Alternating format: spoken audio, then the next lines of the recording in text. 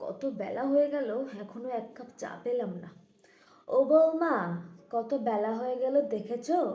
সকালের কি চাটাও আজকে পাবো না?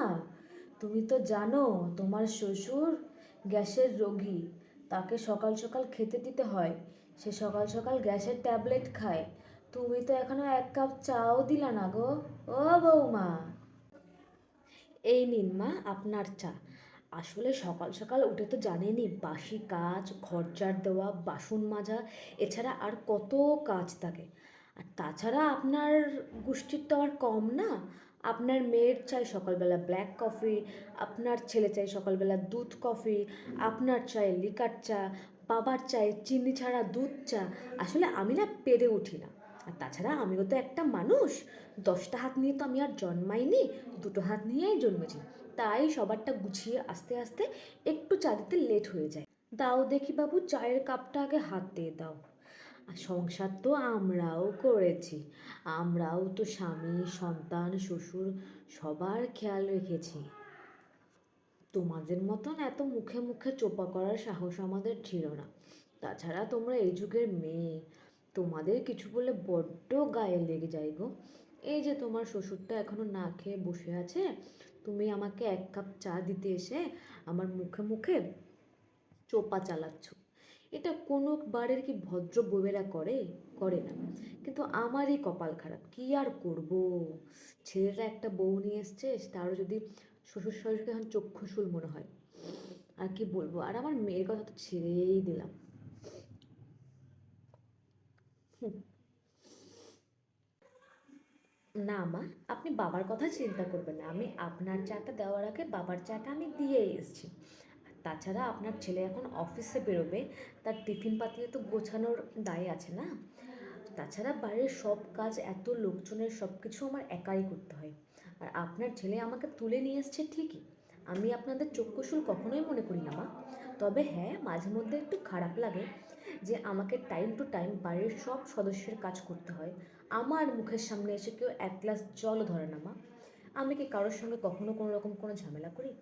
আপনি আমাকে কথাগুলো বললেন তাই আমি আপনাকে শোনালাম। তাছাড়া যদি আমার কথা আপনার খারাপ লেগে থাকে, আপনি আমাকে ক্ষমা করে দেবেন। আচ্ছা, তো এমন কী কাজ করো তুমি বাড়ির? আমিও তো একটা বয়স্ক মানুষ, টুকটাক হাতে তো আমিও করে দিই।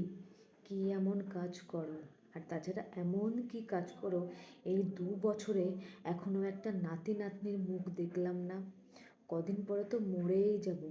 তার আগে যদি একটা নাতি নাতনির মুখ দেখার সুখ না পাই, তাহলে এই জীবনে আর কি করলাম? হ্যাঁ, আমার ছেলেটাও তাই। শুধু বউয়ের কথাই উঠবে আর বসবে, বউয়ের কথাই উঠবে আর বসবে। আমার এই কপালটা খারাপ। নিজে যদি পছন্দ করে একটা মেয়ে নিয়ে আসতাম, তাহলে আজকে আমার আর এই দিন দেখতে হতো না।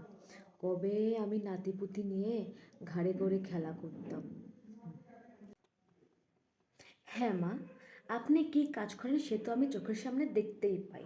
চালে ডালে মিশিয়ে দেন আর আমাকে বলেন চাল আর ডাল বেছে বেছে আলাদা করতে। এটাই আপনার কাজ। আর তাছাড়া বাড়িতে তো আপনার মেয়ে আছেই, আপনাকে আমার নামে কুবুদ্ধি দেওয়ার জন্য। আপনি সেটা নিয়েই আমার পেছনে অনেক কাজ করেন। আর তাছাড়া মা, আপনি নাতি নাতনি দেখবেন। হুম, বিয়ের আগে বলেছিলেন যে ছেলের বউয়ের মুখ দেখবো, তারপর মরবো। এখন 2 বছর হয়ে গেল, কিন্তু আপনার কোনো রকম কোনো জটটুকুও আসলো না। আর এখন বলছেন নাতি নাতনি দেখবেন।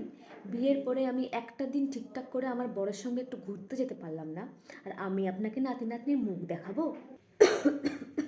হুম, সেই নাতি নাতনি তো নিতেই পারি, কিন্তু নিলে তো আপনি, আপনার ছেলে, আপনার স্বামী, আপনার মেয়ে, সবার সঙ্গে সঙ্গে আমার ওই বাচ্চাটাকেও পালতে হবে। তাছাড়া বাচ্চাটা আমার হবে, ঠিক আছে? আপনারা তো আমার এক ফোঁটাও কেয়ার করবেন না, উল্টে আমার বাবা বাড়িতেও আমাকে যেতে দেবেন না। সব কাজ আমাকে দিয়ে করাবেন। হ্যাঁ, আর বাড়িতে যে মেয়েকে বসিয়ে রেখেছেন, না তার বিয়ের ব্যবস্থা করেন, আর না কোনো কিছু। তার জামা কাপড়ও আমারই কেচে দিতে হয়। তাহলে আমি কী করে বাচ্চাটা নেব মা? হুম, আর আমার স্বামীর কথা বলছেন যে সে আমাকে তুলে নিয়ে এসছে, আর আপনি ভালো মেয়ে বিয়ে করাতেন। তাহলে করান না একটা ভালো মেয়ে। আমিও দেখব যে কোন মেয়ে এসে আপনাদের এই সংসারে টেকে। বুঝতে পেরেছেন? একমাত্র আমি বলেই টিকে গেলাম।